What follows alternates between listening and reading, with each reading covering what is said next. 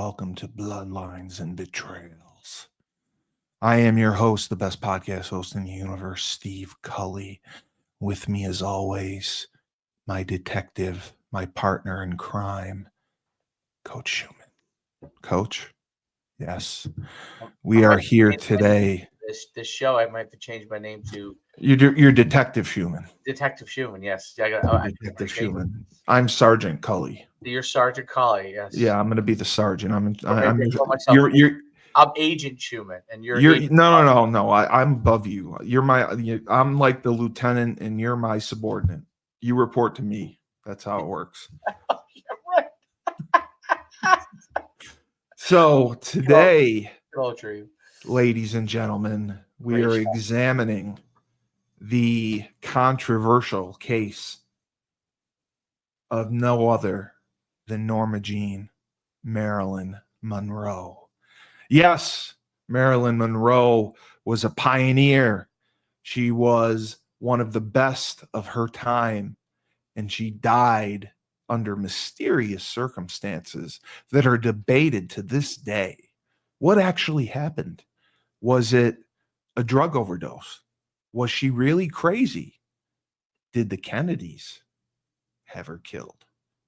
Was it the mafia? Or was Hollywood just sick of putting up with her, holding up movie sets and causing delays and money? We'll never know. But Dave and I are going to examine every aspect of the case, and you will have a clear view of where we stand. Monroe was born Norma Jeane Mortenson in Los Angeles, California. Her mother, Gladys. I thought she was Oklahoma. Nope. Her mother, Gladys Pearl Baker, was born in Coahuila, Mexico, to a poor Midwestern family that migrated to California. So that's where they started out. At the age of 14, Gladys married John Newton Baker, an abusive man, 16 years her senior. They had two children together, Robert and Bernice. Gladys successfully filed for divorce and sole custody of her children, but Baker kidnapped the children and moved to his native Kentucky. Monroe first learned about her sister when she was 12 years old and didn't meet her for the first time until 18. Gladys was mentally and financially unprepared for children. Monroe's early childhood was stable and happy. She was very, very into religion. She was an evangelical Christian. She had foster parents, Albert and Ida Bolander, in the suburb town of Hawthorne, which is where, David? California. Oh, I thought it was Oklahoma. Okay. The mother, got more stable. She began visiting her daughter on weekends, and then they ended up living in Hollywood. Unfortunately, mental illness really plagued this family. Gladys had a mental breakdown and was a paranoid schizophrenic. She was hospitalized, institutionalized, committed to the Metropolitan State Hospital. She spent the rest of her life in and out of hospitals, rarely in contact with Monroe, and Monroe became a ward of the state. And one of the mother's friends took responsibility over her. She lived with a family called the Atkinsons. She allegedly was sexually abused. She was always a shy girl. She had a stutter. She became withdrawn, and basically encouraged. She ended up in an orphanage, encouraged by orphanage staff who thought Monroe would be happier living in a family. One of the mother's other friends and neighbors, Grace, became her legal guardian in 1936, but did not, for some reason, take her out of the orphanage until the summer of 1937. So she had a very, very tumultuous childhood. She was quoted as saying, "I didn't like the world around me because it was grim. When I heard about acting, I knew that's what I wanted to be." Her foster family used to send her to the movies just to get her out of the house, and she'd sit there all day and night and watch there, and she saw the screen so big and wanted to be on it. She found a permanent home in 1938, but basically she excelled at writing and contributed to the school newspaper, but otherwise was a very, very mediocre student. The same year she started attending high school. The company, one of the companies that her step parents worked for, relocated to West Virginia. California child protection laws prevented her family from taking Monroe out of state. She had to avoid this. This is just crazy. She had to return to the orphanage. To avoid this, it was decided that she leave high school and marry her neighbor, factory worker James Doherty, who was 5 years her senior. The marriage took place after her 16th birthday, Dave. Can you imagine being married at 16? Let me think. Who would I have been married to if I got married at 16? Sophomore year. That's my I don't think you could have married. I don't think you could have paid anyone to marry me at 16, and you certainly couldn't pay them now. I remember the girls that dug me when I was 16. They would have just got me in trouble. Well, Dave, you were a teenage heartthrob, so I was actually. I know. I wish I was. I was not, and I will never. I never will be. Doesn't have. It's an unnecessary attribute. Well, listen, marriage is a failed institution, in my opinion. So that's fine. The husband Doherty, Monroe was completely mismatched with her and said she was dying of boredom. Doherty went into the Merchant Marine Academy and was stationed at Catalina Island, and Monroe moved in with him. So in 1944, 1948, that is when Monroe started modeling. And then she was one of the first to get a divorce. I mean, she got a divorce from her first husband. She met a photographer and was working in the U.S. Army Air Force's first motion picture unit, which had been off. Basically, she shot footage of them to kind of boost morale, Right. so to get people to join and to show that female workers were allowed, kind of deal. Yeah. Yeah. That's kind of how she got started. She then she modeled for the Air Force, and she was a pinup. Basically, anyone in the Army or the Marine Corps, whatever, would put her pictures on their walls. She was a very, very hardworking model, and that's how she originally got her start. She appeared on 33 magazine covers for publications such as Pageant, Camera, Left, and Peak as a model. And her pseudonym name was Jean Norman. She hated her name. She always hated her name. She desperately wanted to be an actress, and she tested several times very, very poorly. But she got one job for 20th Century Fox, and they gave her a 6-month contract. They didn't really like her, obviously, as an actress. They liked the way she looked. Her name, funny enough, was picked by the studio president. His name was Lyon, and who reminded Marilyn Monroe, reminded him of Broadway star Marilyn Miller.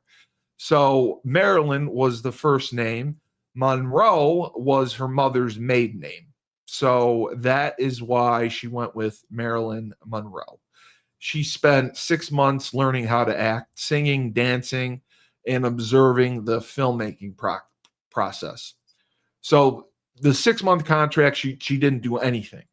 Her contract was renewed, and she was given very, very small bit parts starting in 1947. And this is when she went into a studio called the Actors Laboratory Theater, which was an acting school, like they have today, studios that teach techniques. And the teachers thought she was too shy and insecure to have a future in acting. Fox did not, obviously relying on her looks, renewed her contract again in August. She still did modeling. She did small parts in studios, and she could dance. She was determined to make it as an actress. She studied nonstop at the Actors Lab. She is on record as having like one of the hardest work ethics they had ever seen. But she auditioned over and over and over. She frequented producers' offices, befriended gossip columnist Sidney Skolke, entertained influential male guests at studio functions. She basically networked, as we would call it today.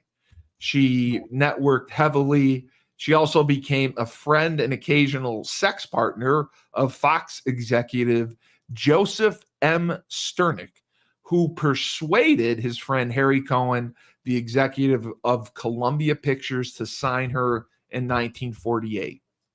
Monroe's look, she was modeled after Rita Hayworth, where her hair, she was a natural redhead. Did you know that? Did I know that she was a natural redhead? Yeah. Yes. She's Yeah. as Norma Jeane. I saw the pictures of her. Yeah. She was a natural redhead. So they started bleaching her hair platinum blonde. And, she worked with the studio's head drama coach Natasha Lightis, who would remain her mentor until 1955. She only did one film with Columbia. It was a low-budget musical, Ladies of the Chorus, in 1948. But she had her first starring role as a chorus girl by a wealthy man. And then her breakthrough came in 1949. Monroe, again, she always jumped from acting to modeling, because modeling was like her steady income. Acting was her career, her dream goal. She always wanted to be an actress. And she shot a commercial for Pabst beer and posed nude for nude photographs by Tom Kelly and John Bumgarth for calendars using the name Mona Monroe. She also posed topless. I mean, she did it all. She did it all just to get roles in small films. But the two critically acclaimed works she had early on was All About Eve in 1950, which received 14 Academy Award nominations. And the film's star was Bette Davis. And she praised Monroe's performance, saying, "No question, I knew she was going to make it. She was very ambitious. She knew what she wanted, and she was very serious about it. And I thought she had talent." And then her second breakout film was The Asphalt Jungle in 1950. Despite her screen time being only a few minutes, Monroe, this is what turned things around. Monroe gained a mention in photoplay, according to her biographer, and moved effectively from movie model to serious actress. Now, this was the deal that kind of was controversial at the time. Her agent negotiated a 7-year contract with 20th Century Fox, which was unheard of, which would be unheard of today. Fox could opt out to not renew the contract after each year, And unfortunately, her agent died of a heart attack only days later after negotiating this, which left Monroe devastated. And she was very, very active as an actress. She was in films all throughout 1951.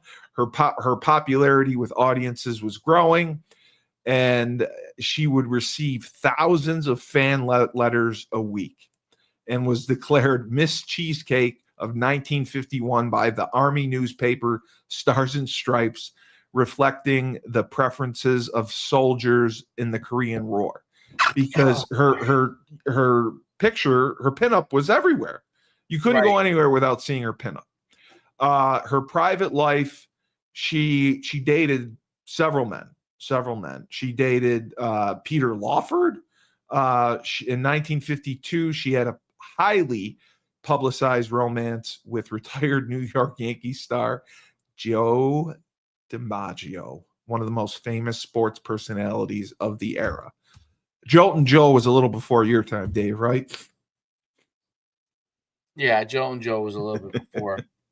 I know he's way before your time. That marriage was oil and water there. Yeah, it kind of was. I believe it was the movie. She was featured on the cover of Life magazine as the talk of Hollywood, and gossip columnist Haida Hopper declared her the cheesecake queen turned box office smash. 3 of Monroe's films, Clash by Night, Don't Bother to Knock, and We're Not Married, were released soon after to capitalize on the public interest. So, I give her a ton of credit because she knew the lay of the land. She knew who she had to schmooze up to. She knew who controlled the industry, and she wasn't afraid to take charge and knock on their door. And getting a 7-year contract is unheard of, especially for a woman in those days. I'm making you yawn. Yeah, you moving along here.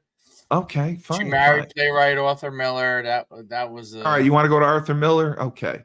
So the conflict started. She became one of Fox's biggest stars in 1954, I believe. And she divorced DiMaggio. They were married in 1954, and she ended up divorcing him. She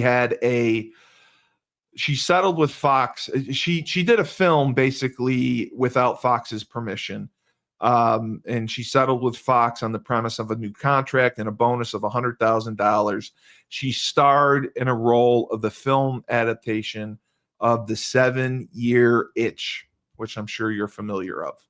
I know when her skirt gets blown up. That was the thing in that movie. Yes, it was A 7-Year Itch in 1955. She has her face is like I'm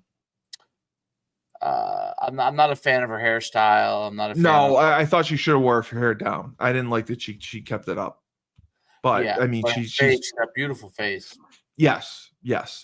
The skirt scene, obviously, it was a publicity stunt. It placed Monroe on international front pages, and it also marked the end of her marriage to DiMaggio. As you said, the union was oil and water. It was troubled from the start. He was jealous and controlling, and allegedly physically abusive, which people couldn't believe. She returned to Hollywood in 1954 and filed for divorce. The 7-year itch wrapped, and she then she was tired of kind of being like a sex symbol. She wanted to do more serious roles. And, under the contract to Fox, as if she fulfilled her duties, such as paying her bonus, she had to go to a court with her. She was at war with Fox. In 1955, the press ridiculed her. She was parodied in a Broadway play. it was crazy. And then she moved again. This is where, again, the controversy. In 1955, she took classes again, attended workshops on method acting. Dave, would you like to explain what method acting is? I have no fucking idea. Oh, okay. It's when you kind of stay in character all time. Is it really? Oh, yeah. Christian Bale does that. Yes. It was run at the Actors Studio by the legendary Lee Strasberg. Lee Strasberg and his wife Paula Monroe got private lessons in her home due to her shyness. She basically so that show that the Actors Studio was a takeoff with that guy. Strasberg. It was like an acting class, a workshop that they did. Remember that show, the Actors Studio, where the guy, what was his name, used to host? Yes, it did become a show later on. And what the trouble really started, she continued the relationship with DiMaggio despite the ongoing divorce. She also dated Brando. She had a relationship with Brando, and then the serious affair became with playwright and legend Arthur Miller. Arthur Miller, Death of a Salesman. Arthur Miller. Yes, the writer. Yeah, October 1955. Her divorce was finalized, and this was super controversial at the time. Arthur Miller left his wife and went with Marilyn. And the studio urged her to end the relationship because Miller was being investigated by the FBI for being a communist. And he had to testify in front of the House committee. And Marilyn Monroe refused, and the FBI had an open file of her. So by 1956, she legally changed her name to Marilyn Monroe. The press wrote favorably about her decision to fight the studio, 20th Century Fox, because they had that long contract. They called her a shrewd businesswoman and were pulling for her. She filmed the drama The Bus Stop, which was the first under a new contract, and she learned an Ozark accent. She chose costumes and makeup that lacked glamour because she was trying to unsexualize herself. She felt she was too sexualized. Right. So in 1956, Monroe married Miller in a 4-minute civil ceremony. So she apparently loved to get married. And she converted to Judaism, Dave. She's like you. Yes. I'm the opposite. I went away from it. She converted to Judaism, which led to Egypt to ban all of her films. Wow. Yes, and due to Monroe's status, controversy back then, even between big time. I know, because remember that was the war that was. Yeah. So I thought she was in that movie with James Dean, Rebel Without a Cause. Maybe I'm wrong about that. So I don't think she was. Oh, she was. Okay. So she had some conflict. She was filming the Prince and the Showgirl, and she had conflict with legendary actor Laurence Olivier. Is that how you say his last name? Yeah. The guy from the Can we talk about her death at some point in this episode? Okay, you just want to go to her death. Okay, fine. You want to go to her death. I want to go to. All right, her death. Okay, during her final months, because she died at 36 years old. Yeah, during her. Well, she was institutionalized before that. Okay, so talk about that stuff. Yeah, she had a nervous breakdown, and she was on a movie set. She was sick for several days. The film was running behind schedule. People were pissed at her, and she ended up being institutionalized for having like mental health issues and nervous breakdown.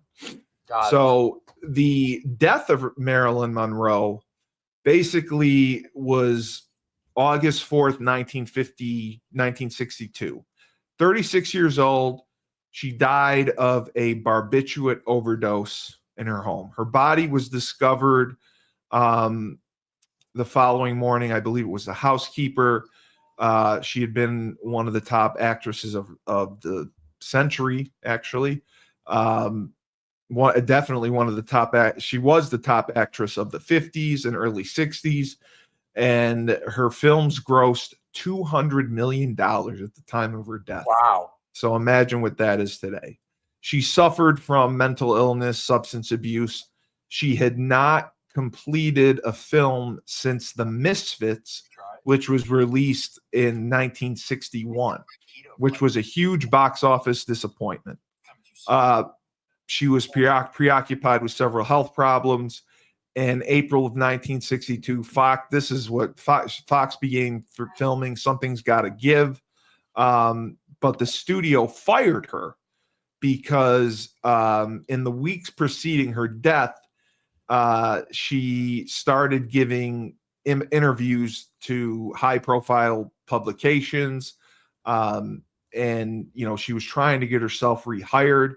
But so the story goes, the day of her death on August 4th, she was accompanied by her publicist, housekeeper, and photographer, along with her psychiatrist.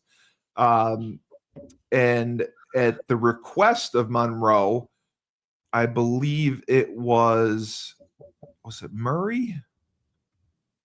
She had someone stay over. I believe it was her housekeeper. At 3 a.m. on Sunday, August 5th, Murray noticed that Monroe had locked herself in her bedroom and appeared unresponsive when she looked inside through a window. Murray alerted Greenson, who was the psychiatrist, who came over and entered the room by breaking a window, found Monroe dead. Her death was officially ruled a probable suicide based on the information of her overdosing. She had suicidal thoughts and mood swings. Despite the coroner's findings, several conspiracy theories suggested murder or accidental overdose. Many of these involved U.S. President John F. Kennedy and his brother Robert Kennedy, as well as Union leader Jimmy Hoffa and mob boss Sam Giancana. Because of the prevalence of these theories in the media, the Los Angeles County DA's office reviewed the case in 1982, found no evidence to support it. But the problem is, from the early 1960s on, Monroe had been dependent on amphetamines, barbiturates, and alcohol. She experienced many mental health problems: depression, anxiety, self-esteem problems, insomnia. She acquired the reputation of being difficult to work with. She delayed productions on films, and she also had a FBI file open on her since 1956 due to her relationship with alleged communist Arthur Miller. And then, she basically, her behavior adversely affected her career. She lost out on several roles because she was thought of to be difficult to work with, and Arthur Miller seriously influenced the roles that she was taking. Instead of working, Monroe spent all of 1961 preoccupied with health problems. She did no projects. She had surgery for endometriosis. She spent 4 weeks in hospital care, and then she was in the mental ward for depression. And then she received a Golden Globe Award and began to shoot a new film, the one we talked about, Something's Gotta Give. Days before filming, she caught cyanitis and was advised to postpone production. but she began filming anyway, and she was way too ill to work, and it cost her 6 weeks, and it pissed everyone off. Fox was pissed. The actors were pissed. But the key was on May 19th, this was famous. While she was allegedly sick, Monroe took a break to sing famously, "Happy Birthday, Mr. President." Birthday, Mr. President. Yes, to John F. Kennedy. Happy birthday. Does that sound like her? It does. And so this was very bad because significant speculation about her extramarital affairs. Right. So the timeline again, 4:30, her psychiatrist came over, Ralph Greenson, to conduct a therapy session. She asked her housekeeper, Murray, to stay overnight and keep her company. At between 7 and 7:15, she had a call from DiMaggio, who they stayed close friends since her divorce, since, they had broken up. And there was nothing alarming. At 7:45, again, she talked to her psychiatrist. She went to bed right around 8 o'clock, which is early. She received the call from Peter Lawford, who is, as you know, the brother-in-law of President Kennedy, who was hoping to persuade Monroe to attend his party that night. Oh. Lawford became alarmed because Monroe sounded like she was under the influence of drugs. She told him, "Say goodbye to Pat. Say goodbye to the president and say goodbye to yourself because you're a nice guy," before she felt drifting off. Unable to reach her, Lawford called. He called back many times unsuccessfully. He called her psychiatrist. He called her lawyer. And he was really concerned. And he was assured that she was fine. And at 3:30, the housekeeper, this is what's strange, Dave. The housekeeper woke up at 3:30 a.m. sensing something was wrong and saw the light from under Monroe's bedroom door open.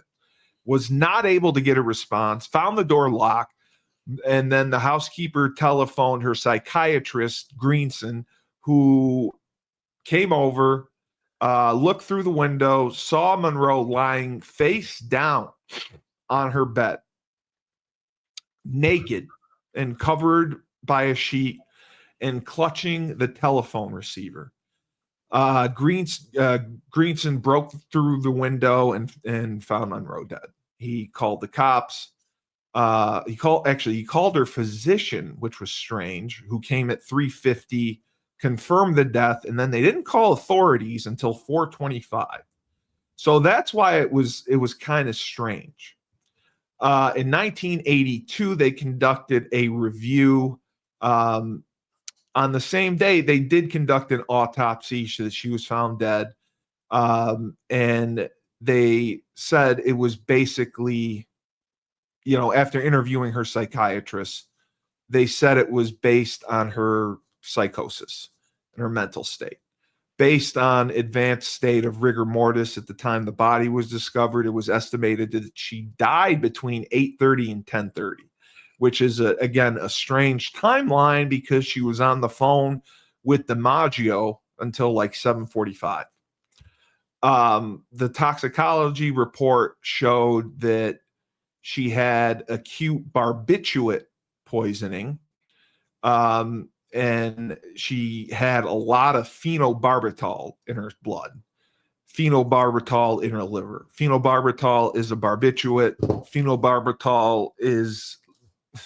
it like keeps you up, and she had tons and tons of bottles next to her bed. There were no signs of external wounds or bruises on the bodies. So they unfortunately, after the 1982 inquest, they classified Monroe's death a probable suicide.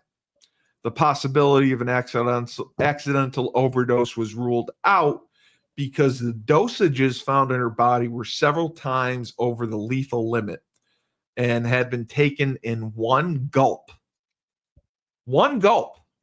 And she was reported to be depressed and unkempt and uninterested in maintaining her appearance.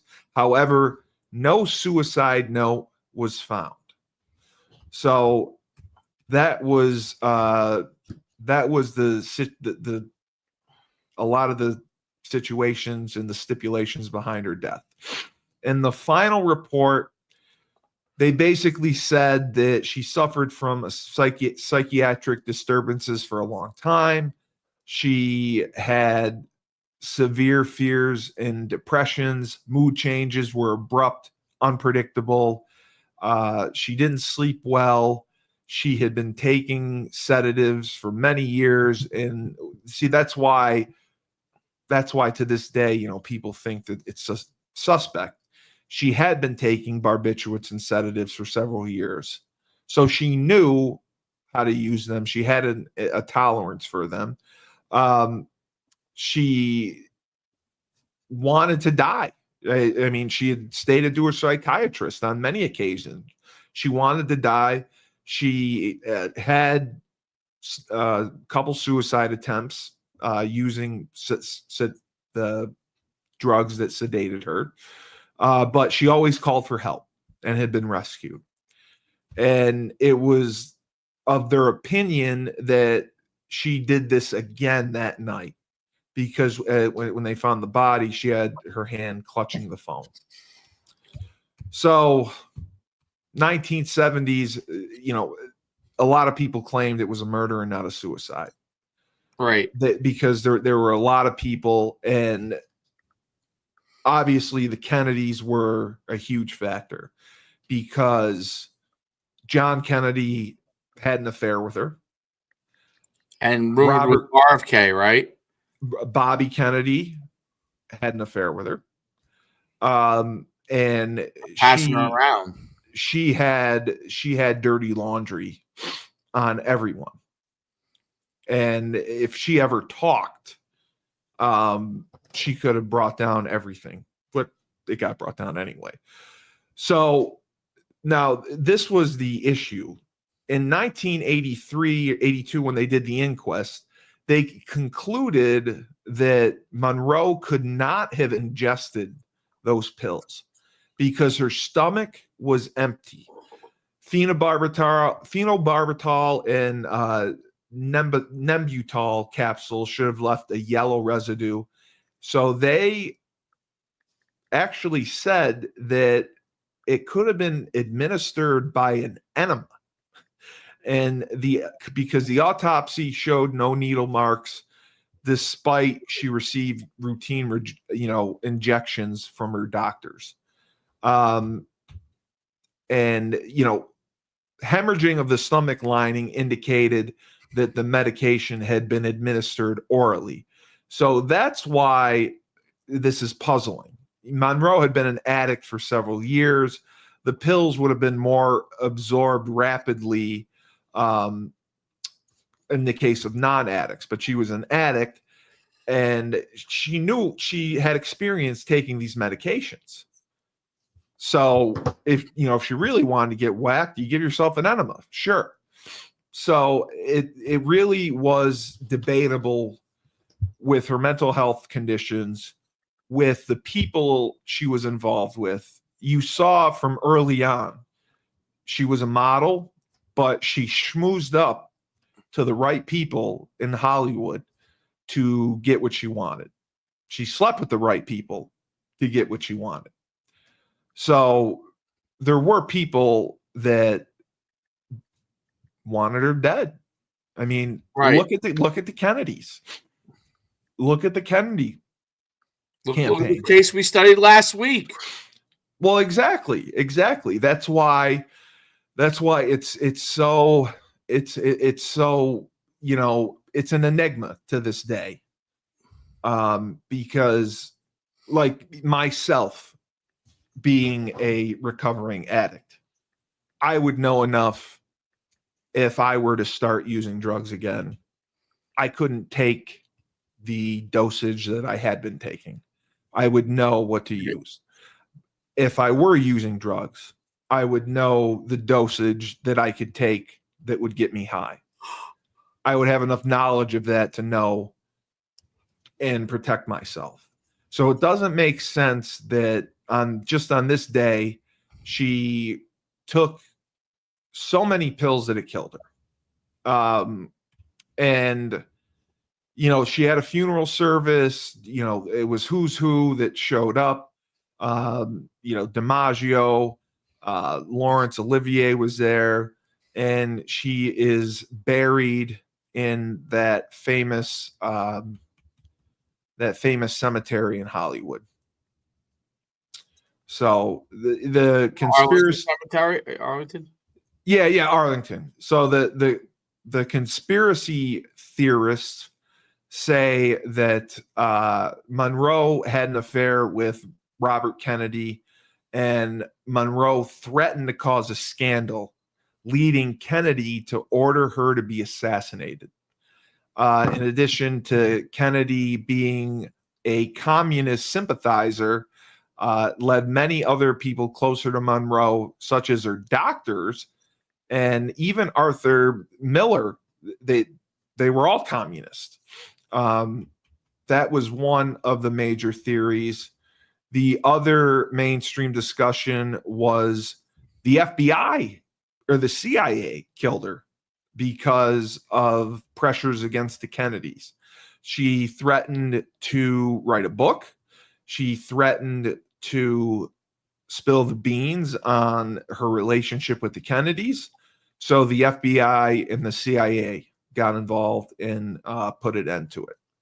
And then, the last conspiracy theory was that Jimmy Hoffa and mob boss Sam Giancana murdered her, based on, I guess, the grandson said that the autopsy didn't reveal everything.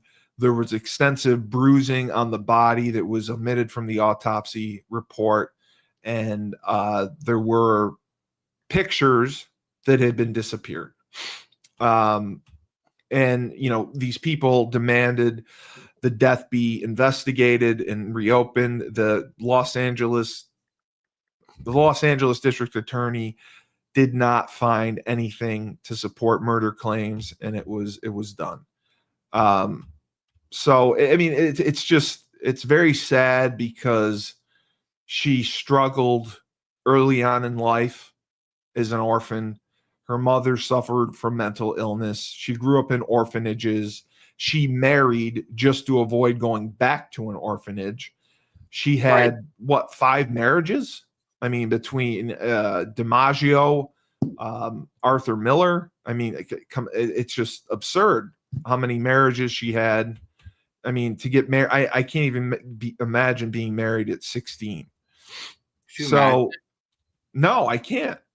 She had her own film company in the 50s. She was the first female to start her own film company. She had the 7-year deal from Fox for movies.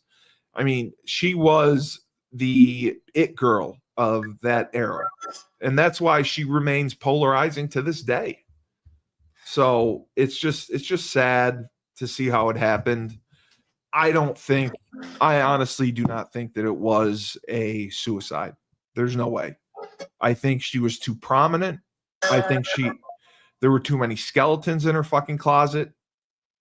There were too many people that she could have brought down if she ever opened her mouth. I think they had her killed. Whether it was the FBI, CIA, Bobby Kennedy, whoever. I don't know why Jimmy Hoffa would want her killed, but yeah, no, I think you're right. 36 years old, man. Can you imagine? Like, I mean, she was as good looking at 36 as she was at 26. Like, she could have had another 20-year career, and she was getting better as an actress.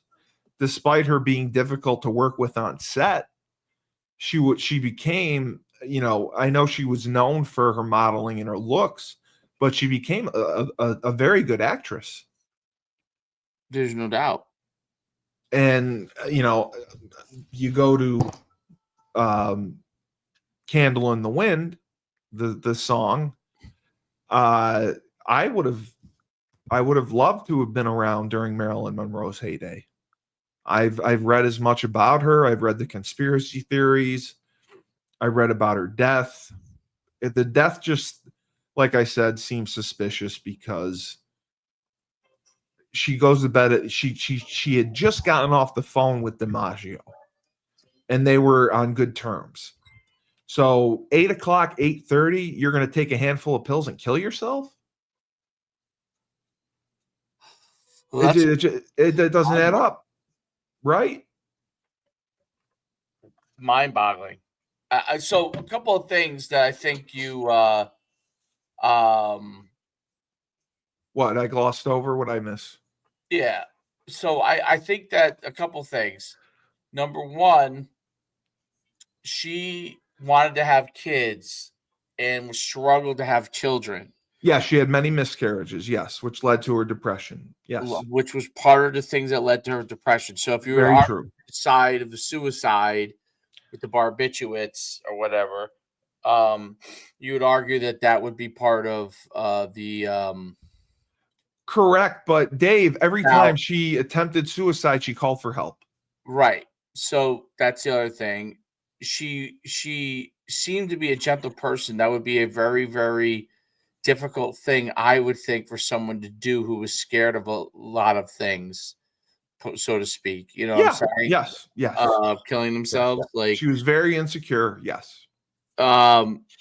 She was found nude in her bed Which is unusual and face down. with a phone in her hand. Right. Which makes it look like the other times where she tried to commit suicide and she called for help. Right. I feel like someone had sex with her or Well, I drugged see that's her what they don't and then put it in there, or they don't or, yeah. you know, They or don't- drugged her and maybe she died from the drugs and then tried to make it look like a suicide. That's what Yeah, that's why I agree with that too. I if she took the pills at 8 or 8:30, whatever, she would have had plenty of time to call for help before the pills set in. Like the barbiturates don't hit you immediately. now there obviously is a history of Hollywood and lots of people, women. Well, no, she took amphetamines, she took They- barbiturates. They treated Absolutely. women terribly. They did. And especially her, because they basically They didn't want her to rise used above a her. certain level. They used her, right? And then the murder cover-up, alleged affairs like you talked about with JFK and RFK, and the speculation that her death was orchestrated to protect their careers. Some claim that the CIA or FBI may have been involved. Shoot, we would never know that. They would cover their tracks. And then reports of inconsistent witness statements, delayed emergency calls, and a lack of pill residue in her stomach. Like you Yes. Yeah, they said it could have been an enema. And it's like I've never even heard of that. Well, when I was in rehab, somebody boofed hand sanitizer. That was an experience. They did what? What did they do? They boofed hand sanitizer to get fucked up. Oh my They were God. so desperate to get fucked up, they took a tampon, soaked it with hand sanitizer, and shoved it up their hoo-ha. And we found them. Somebody found them passed out in the bathroom. And I was like, "What the fuck?" So yeah, so the rehab that I went to had to take out all hand sanitizers because hand sanitizer has alcohol in it. Oh, this girl was crazy. This lady was crazy. She'd asked me for a cigarette. I'd give her one, and then she'd ask me for a cigarette every day. I'd give her one every day. Then she felt bad. She bought me a pack. But then she asked if she could have a cigarette again. I said, "Here, just take the pack." And she said, "Okay." And she took the pack back. This was the girl that boofed, that shoved the hand sanitizer up her hoo-ha. Up her hoo-ha just to get high. Well, dude, when you need to get high, you need to get high. She went to that bathroom, took out her tampon, hand sanitizer, covered it, soaked it in hand. She was in there, soaked it in hand sanitizer, shoved it right up there. And none of us could wash our hands because of it. Then what'd you guys have to do? We didn't wash our hands. We just rinsed it off. They took hand sanitizers out all the bathrooms. That's crazy. Dude, she was fucked up. She left in an ambulance. Holy shit. Well, hand sanitizer has a lot of alcohol in it. So yeah, of course. And when you shove it up there, it goes directly into your system. So that's why, like, if Monroe did take an enema, I mean, that would have hit her. Like, that would have hit her heart. That would have hit her with the quickness. Yeah. But the barbiturates are different than that's opioids. Like sleeping pills, right? Like sleeping pills type it of deal? It depends on the drug. Like, phenobarbital can keep you up. It can be like an amphetamine. So barbiturates are a very unusual drug to overdose on. It's not like opioids. It's not like blow. It's not like stuff like that. Barbiturates are not typically. I don't know for sure, but from my knowledge, barbiturates are not something like people get addicted to. People get whacked on. It's not something you overdose on. It's crazy. So, but my theory, I think the Kennedys were involved, or the government was involved. Her suspicion with being a communist, the marriage to DiMaggio, her power that she wielded within Hollywood. They didn't want a woman to get that big. I think that all played a factor, and that's what I would say. I think they didn't want her to get that big. She became big, man. She had her own movie studio. The only woman at that time was Lucille Ball, who had her own production company. Right. So, women of that generation were only, there was a glass ceiling for women. Marilyn Monroe, destroyed it because she was polarizing as a model.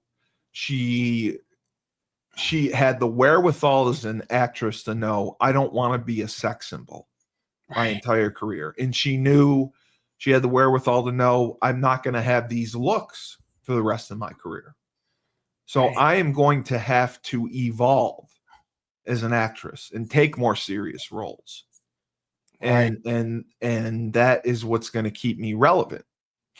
And the fact that she took the entire 1961 year off from making films because of her mental health, because the endometriosis surgery, and spending time in the psych ward.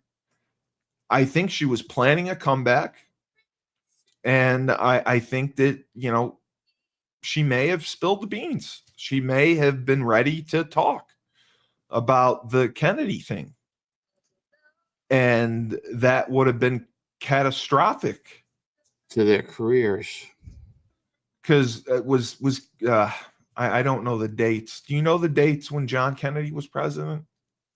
Well, John Kennedy was killed in 1963. Okay, so he was president in 60 or 59 or 60 to 64. He would have been president, right? Yeah. Okay, so he was president, and then Bobby was in line. Right. So he could have. And it was JFK's first term, correct? I believe so. Yeah. So she could have torn all that down. Yep. So the FBI and the CIA and the Kennedys, I likely believe, were involved in her death. I don't think. Well, drug addicts are pretty smart as far as how much they can use. I don't think she would have intentionally, like they say, an accidental overdose. I don't think that's possible because of her knowledge of, what she's taken in the past and what she can use. Right. I don't buy that theory. I buy the theory that you said. Somebody came in. I don't even know if they even looked for sexual assault. Maybe there was. Back then, that would have got brushed under the rug, I think. Yeah, and you know, they did the autopsy that same day. It seemed rushed. They didn't investigate too much into the death, and you know, the phone could have been placed in her hand. And for the time of death is what the time of death is what bothers me. You're telling me she had a call with DiMaggio until 7:45, and her death occurred between 8 and 8:30. And allegedly she's on great terms with DiMaggio. And, you know, DiMaggio, you know, cried and was a mess at her funeral. I don't think he was involved. No, I don't believe DiMaggio. So that's my thing. I think the time of death proves that it was you can't list the manner of death as a suicide or an accidental overdose. I think it has to at least be listed as undetermined. I agree. I know you want to end the show and go to the quarterbacks, so yeah, that's fine.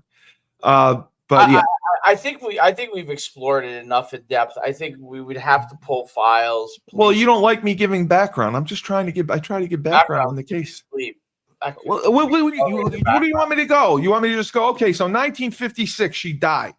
No, I would like make the show 15 minutes fucking long. Here's what I would have did. You got to give the background of her career. You got to use ChatGPT a little bit here.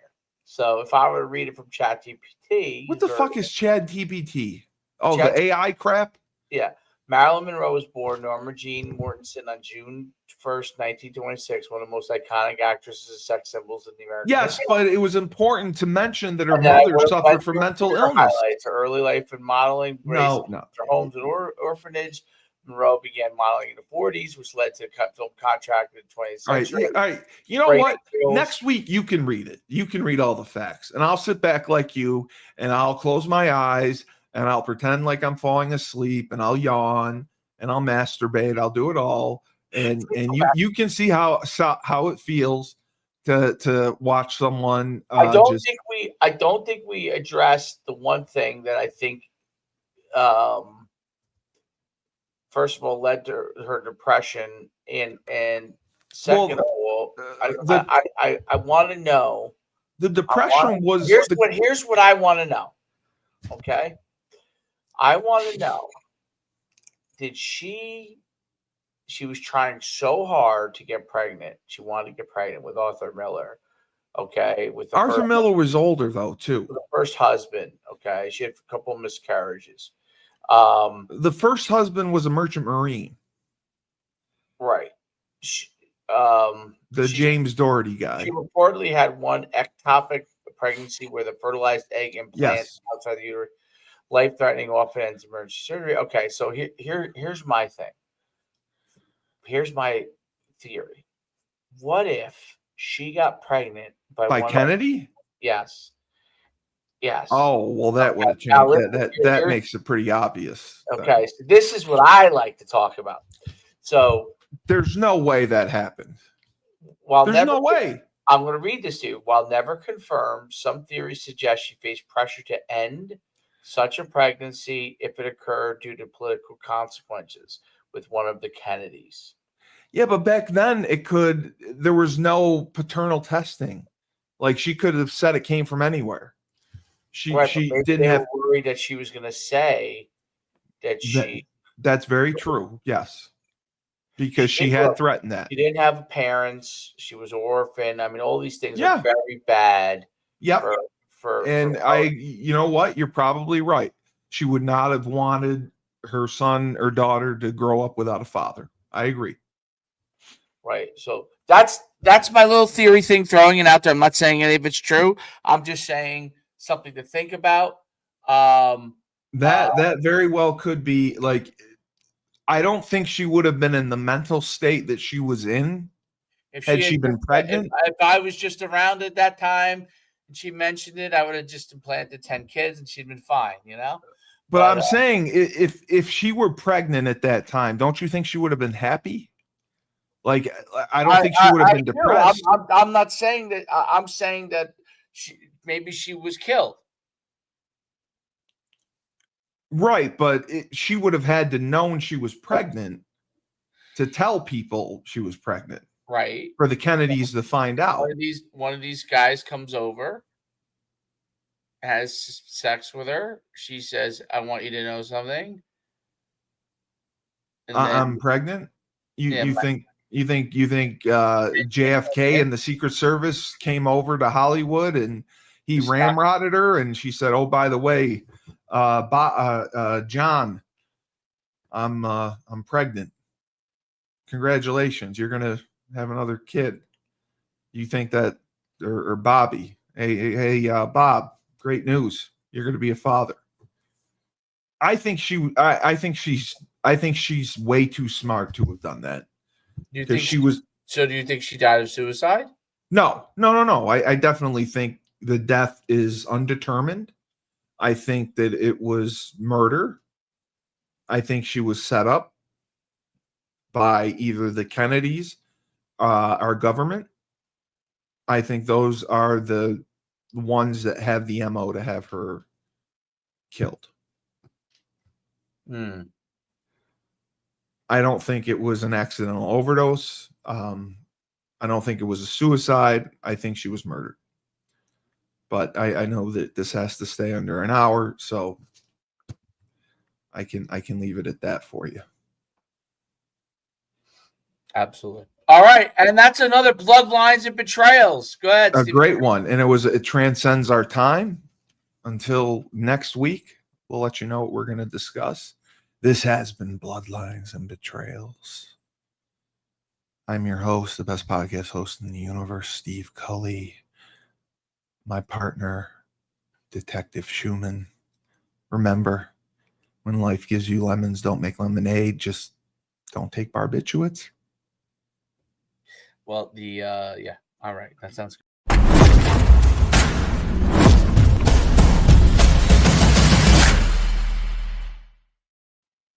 All right, I'll send